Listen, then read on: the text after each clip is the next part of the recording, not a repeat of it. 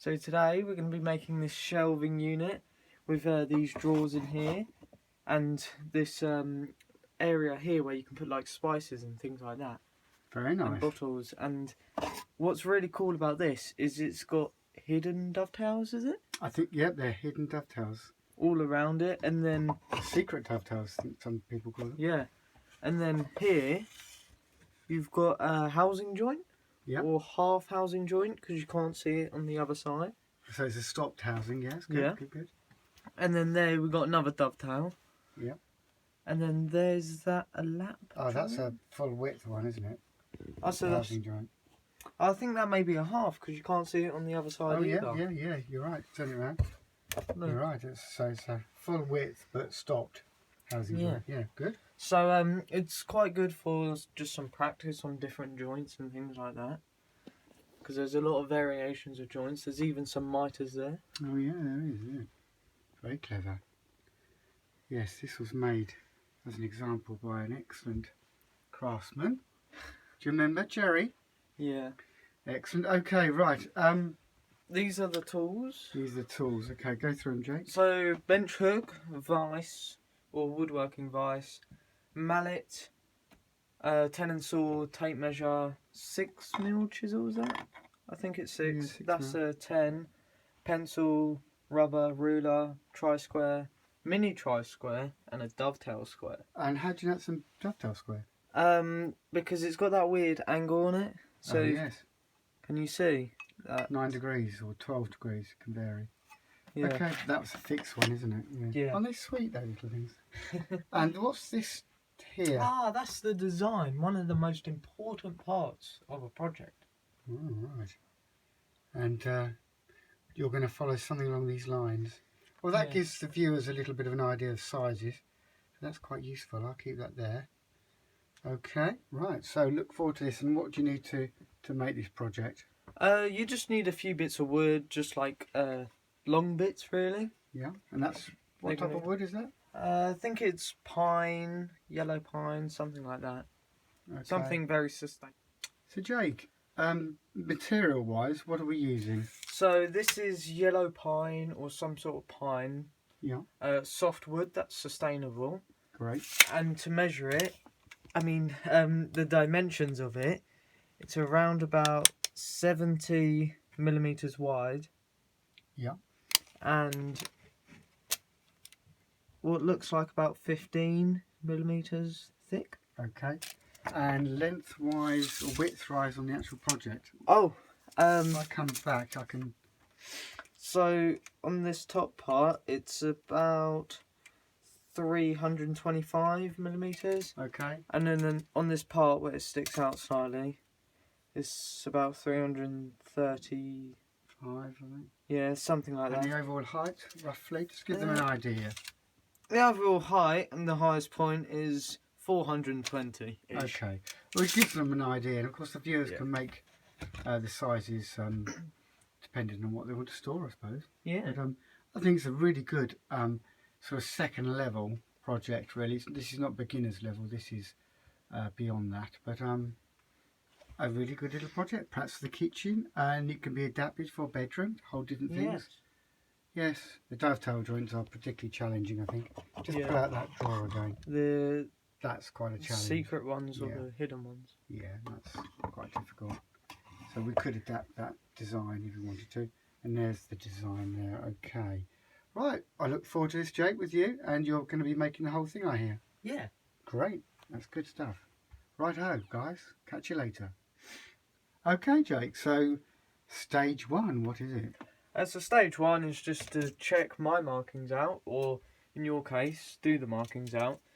Here, most of the pieces are 320. I'm doing 325 to account for that joint there, and all the various joints. And it looks like I've marked most of this up correctly. Now, of course, every time you cut a line, you're going to lose a millimetre or two. So, I suppose best thing to do is to mark and then cut, mark and then cut.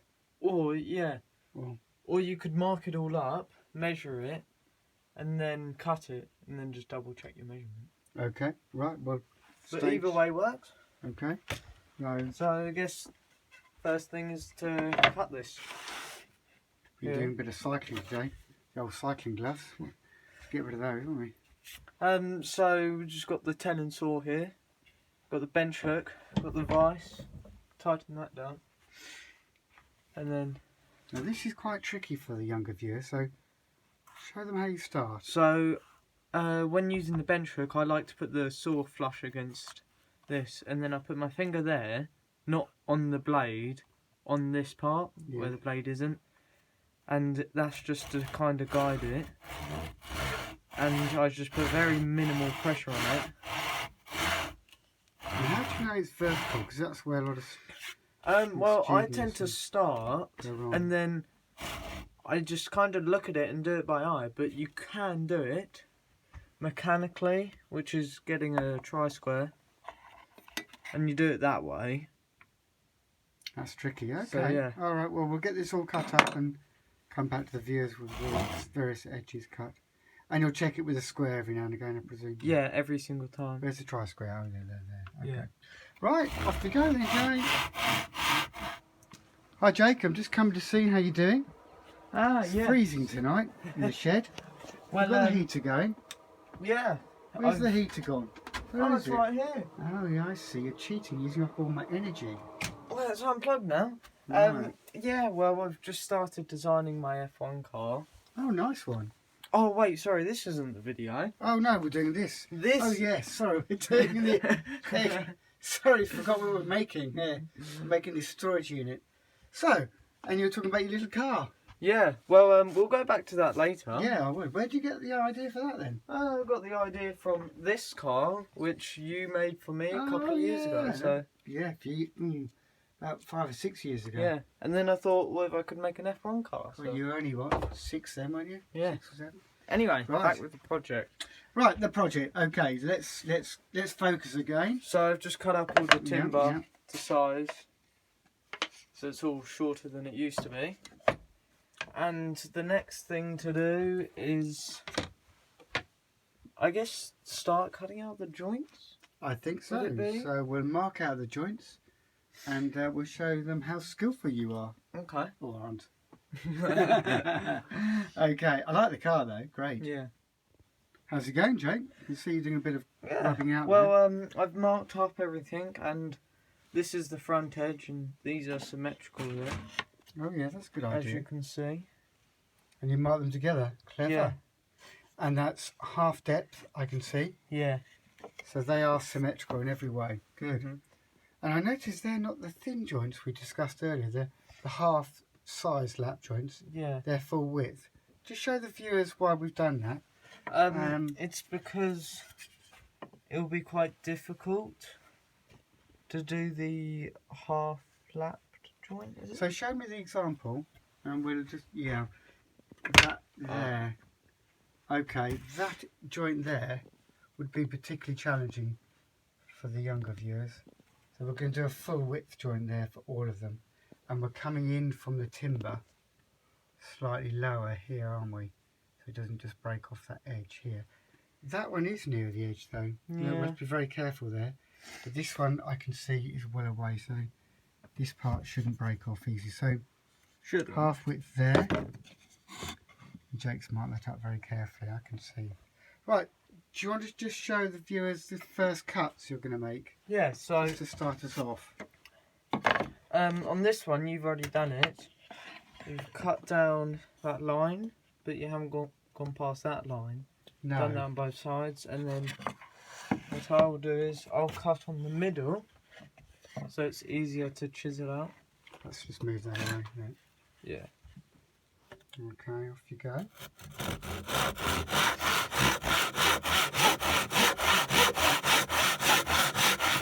Of course, and you only go up to the line. So there's a slight angle then. So when we chisel it, there's going to be quite a challenge to get it all nice and level. But that's all you can do, because you can't cut right off there, because obviously you'll be damaging the piece you want to. Not unless that's the joint you wanted to do. Okay, could do a through joint, through housing. So 3 cuts, as deep as you can go on Maybe there. go a little deeper. Yes, not going over the line, so that fits dead Yeah. on. And just make sure you keep on checking it with the wood. Yeah, I think people go wrong. They don't check it and they realise it's too big. Okay, Or too this small. is going well, so I think we'll just get these cut. May do a speed up on the video, and we'll come back to them. Okay, the viewers in a minute. Okay, well done, Jake.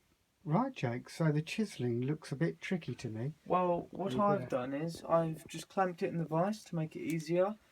And there you can see there's a knot. That's why I've done loads of little cuts. Yeah, those knots. Show them the knots there. And what the knot is. That is where a branch would have grown out of the tree. Yeah. And the knot's the hardest part of the wood usually. Yes. So, and complicated to cut round. So I think more the cuts, the easier the chiselling. So if you just show them a little demo on that. You've mounted it vertically in the vise. How else could they do it? Perhaps. I was thinking about putting it on a bench hook somehow. Yeah. And kind of having it like that, but then I realised it would just flip up like that. So yeah, you could maybe clamp it using a quick grip or something. Maybe clamp it to your workbench. Yeah, I something think that would like work. that. Very carefully done. Perhaps it may two clamps. move. Two clamps. If you haven't got a vise. Okay, then just quick demo on that then, Jay. Okay. So very carefully, flat edge against the. Can you see the flat edge? The bevel edge is on the front here. Very carefully. Not going Oh, and now I can see it's splitting down the grain there. Right. On the top, so hopefully that doesn't just bring the whole corner Well, what off. could you do to prevent that splitting anymore? I guess you could glue it, or you could get like some sort of clamp just to keep it there. You could. It wouldn't be a bad idea. You could cut down slightly deeper. I can see what's happened. Yeah. The saw cut isn't quite deep enough, so I would actually saw it right down to the bottom of the rebate. Okay. And then you'll find the chiselling will work more effectively. But yeah, the splitting there, can you see? Can't quite focus. It's only when the chisel is actually in the wood, as you can see. Yeah, so right. You need to cut so that down. will keep on getting bigger. A bit deeper there. Can you see, guys? You need to cut down. Good point though, because this is where people can go wrong easily. That one's going to be a bit tricky. Obviously, choose timber, guys, that hasn't got these knots in, but we haven't got that choice here. We're working with what we've got. Yeah. Okay. And that's there. It's going to be quite hard not to blow off the end. Show them the end that's going to blow off. Yeah. Yeah, so we've got to be really careful. You're right about clamping a piece of wood next to it. That might be the answer. All right. Great. Is it on, Jake? Okay, we're just trying to tidy up this delicate one here. And with a 6mm chisel, I'm just taking out that edge.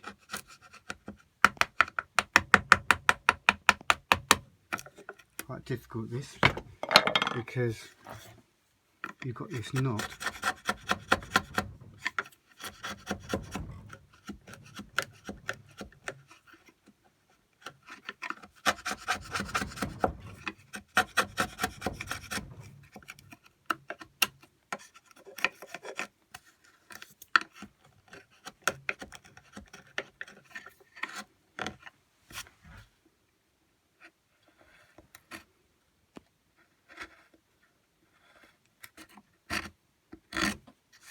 That's pretty good.